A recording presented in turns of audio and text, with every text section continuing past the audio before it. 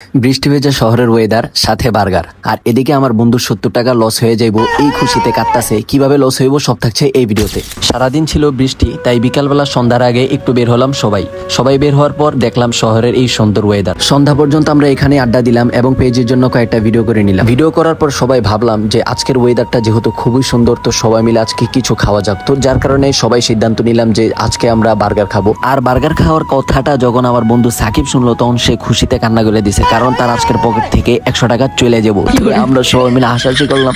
তো যাই হোক, সবাই মিলে একটা গাড়ি নিয়ে চলে গেলাম যে চৌরাস্তায়, চাঁদপুরের একটা জায়গার নাম চৌরাস্তা। তো চৌরাস্তাতে আসার পর সবাই মিলে আমাদের পছন্দের যে মামার বার্গার দোকানটা আছে ওইখানে চলে গেলাম। ওইখানে গিয়ে আমরা বার্গারটা অর্ডার দিয়ে বসে রয়েছি, কিন্তু বার্গার আসছে প্রায় 20 থেকে 30 মিনিট পর। কারণ মামার দোকানটা খুবই নর্মাল, বাট মামার দোকানে ভিড় অনেক বেশি, কারণ মামা সবসময় সৎ এবং ভালোভাবে বার্গারটা তৈরি করে, যার কারণে সবাই এখানে অনেক বেশি আসে। তো যাই হোক, আসার পর সবাই মিলে বার্গারটা খেলাম। খাওয়ার সময় আবার দেখা হলো বাংলাদেশের জাতীয় ক্রিকেটার শামীম ভাইয়ের বন্ধুর সাথে। তো তার সাথে কিছুক্ষণ কথাবার্তা বলার পর তারপর আমরা খাওয়া দাওয়া করে তারপর সবাই মিলে ব্যাগ দিলাম বাসার দিকে। তো আজকের ভিডিওটা এতটুকুই। যদি ভিডিওটা ভালো লেগে থাকে তাহলে লাইক, কমেন্ট এন্ড শেয়ার করে পাশে থাকবেন অলওয়েজ। আসসালামু আলাইকুম।